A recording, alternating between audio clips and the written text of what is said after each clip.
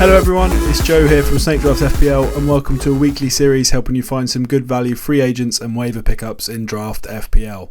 Game week 23, another double game week, but I'm not focusing on it too much this week. It's only Arsenal and City that have the double, and obviously there aren't many options available from those teams. So I'm looking around the single game week teams trying to find the best value that you can pick up off the waivers.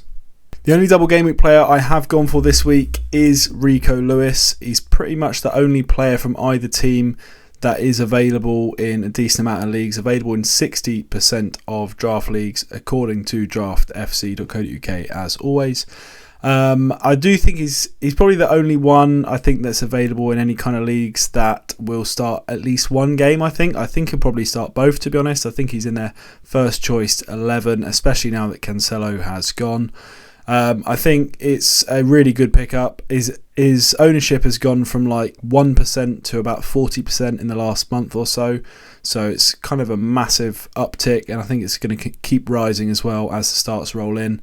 The fixtures are really good for City. Villa at home, Arsenal away in 23 with the double, and then it's Forest away, Bournemouth away in the next two, which are both really good fixtures. Then Newcastle at home in 26 is a little bit trickier.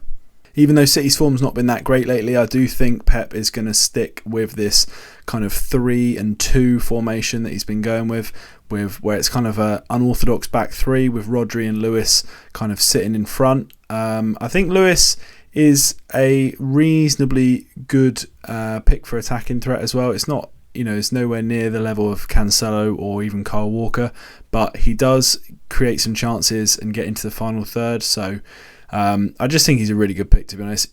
I'd say he's about as nailed on as you can get for City. As in, he's not nailed on at all, really, but I think he's first choice, which, that's all you can really bank on.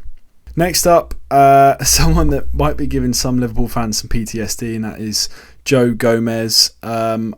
They just had an absolute stinker against Wolves. Losing 3-0 against a team that were in the relegation zone is obviously shocking. Their form is atrocious, but I will say I do think sometimes after a result that's that bad, teams, especially decent teams, kind of hit rock bottom and generally pull something out the bag from there on.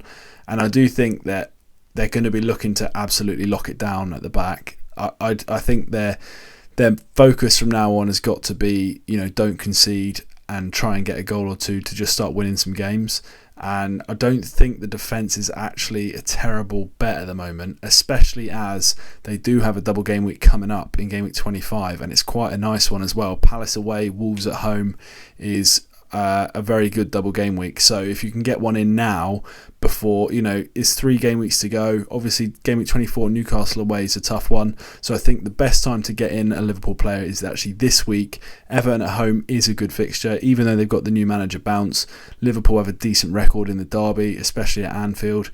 It's also actually reasonably low scoring in recent years as well, so I don't think a defender's a bad choice for this week. The bookies have them, I think, as the 4th favourite for a clean sheet this week, Liverpool. So, the bookies generally are pretty good probability wise. So a Liverpool defender I think is not a bad shout. You get them in this week, bench them for Newcastle, and then you've got them sat there for the double game week. Now, there is a chance that Klopp will decide to make some changes after that defeat, but I think Matip is the person that's most at risk. And also with their injury troubles, it looks like Konate's still out, VVD's obviously out. They don't actually have that much choice at centre-back, so I think Gomez will keep his place for sure. And there may be some rotation around that. Next up then, we've got Webster of Brighton. I absolutely love Brighton. The defence is good, the attack is even better. Webster available in 77% of leagues. Looks like he's going to get another start this week. It wouldn't surprise me again to see a Stupinan left back, Dunk and Webster in the centre back pairing, and then Veltman at right back, I think is the most likely starting lineup this week. Palace away is an okay fixture. Palace have been very up and down lately. It is a derby, of course, but generally has been a reasonably low scoring derby. I think 1-1 is actually the kind of the most common score in this game, but it's not a bad option. There's quite a few. There's not very many good clean sheets this week, so it's definitely a week to. I think Palace away for Brighton is up there. I think it's maybe 6th in the clean sheet probability chart this week, so it's not terrible. But then you also get them in for Fulham at home in game week 24, which is a great fixture. They do blank in game week 25 due to the Carabao Cup final. I think they were due to play Newcastle, who obviously are in that final. And then game week 26 is West Ham at home, which is a good fixture as well. Next up, we have got Tete of Leicester, available in 97% of leagues. Now, I think this pick here, I've had some decent hits this year. Almiron obviously was a good one that I tipped quite a few times before he blew up. Mitoma, the same fashion. And I think a player that's in the same mould is Tete of Leicester. Now, obviously, it's hard to predict when these players are going to blow up, but I do honestly think that available in 97% of leagues, not very many people picked him up last week. That number is going to absolutely plummet, and this is a value pick for sure. If you can get him on the waivers, I would be astonished if in 5 game weeks' time you couldn't trade him for someone a much, much more currently high value pick. I think he's just a absolute you must waiver, to be honest, and I don't say that very often. The fixtures are trash. That's the one thing. Tottenham at home this week is okay. United away next week is pretty tough. Arsenal at home in 25 is bad. Then it's Saints away, and then I think they've got a decent run after that. So you absolutely want him in for that game week 26 fixture and the start of their good run. And I think you're just going to have to stomach these 3 game weeks, because I don't think he'll still be available in game week 26. I can see at least a couple of returns in these 3 games. I think he's just really talented, eye for goal, and Leicester are a decent attacking team as well. Maddison's back fit now as well.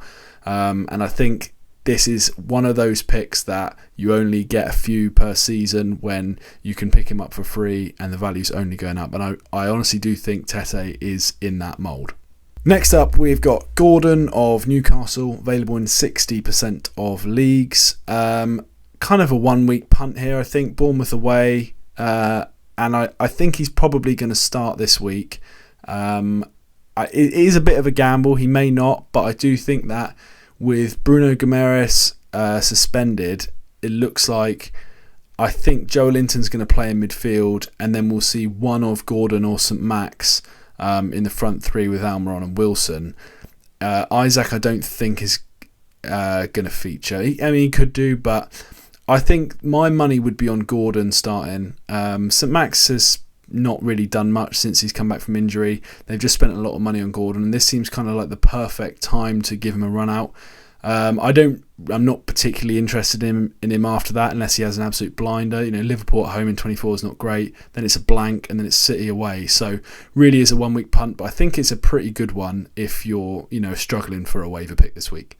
Next up, we have Willian, my old pal, someone that's absolutely done bits for me this season.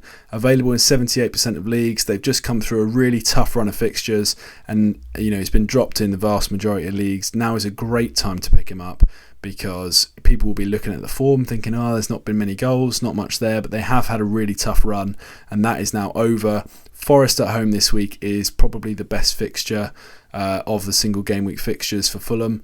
Fulham, just aside as well, Fulham are really underrated, just a really good team, like really good. They're not where they are in the league by chance. I think they're easily going to get a top half finish, and I can see them picking up points in this run. So Forest at home this week, Brighton away next week's a little bit tougher, then Wolves at home, Brentford away after that are fantastic fixtures. And Willian, second to Mitrovic, is my favourite. Sorry, let me try that again. Mitrovic is obviously my favourite Fulham attacker. Second is Willian. I think he creates way more chances than Andreas Pereira and has more goal threat as well. So, I think he's just a really good pick for the next 5, 6, 7 game weeks. Next up, we have Sarabia of Wolves, available in 92% of leagues, and another one that's just coming into a really good run of fixtures. Had a good game against Liverpool last week, obviously, and now they've got a decent run. And I think Wolves actually have turned a bit of a corner and look like a decent team again, which is interesting. I think the defence is good, and I don't hate picking up a defender for this run either.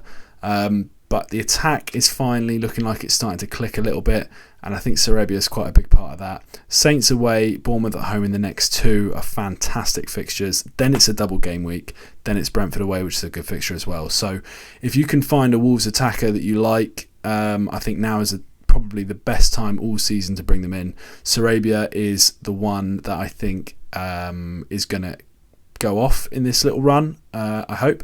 So he is the one I am going for.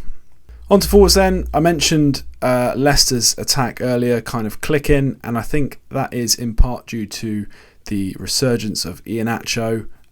Probably, I mean, it's been Daka or Vardy all season.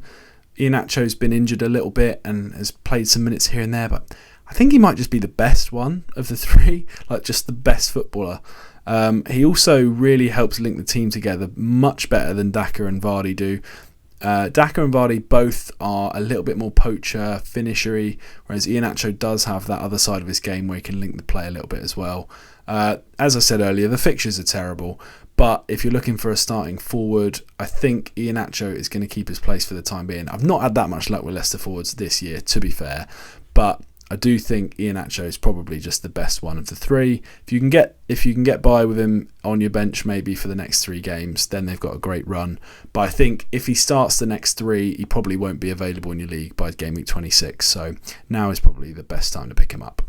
Finally then, just someone that's, not available in too many leagues, 34% only, but I thought I'd throw him in here just because I think he is a really good pick for the next couple of weeks. Ferguson's injury doesn't look like it's as bad as we thought, but I do think he'll still miss the next couple, at least until the blank. So if you want a forward for the next 2 game weeks with 2 good fixtures that you can happily start, Danny Welbeck is the guy, I think. Not the most exciting pick ever, only available in 34% leagues, but I thought I'd throw him in here just because I love him. So there we are then. Right then everyone, they are my picks for game week 23. If you enjoyed, feel free to like the video, subscribe if you're new, if you want to support the channel and you're interested in, clean sheet probabilities, likelihood of teams scoring multiple goals in a game week.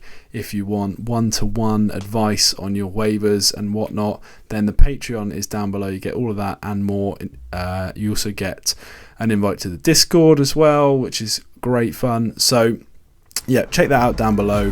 Thank you for watching, and we'll see you next time.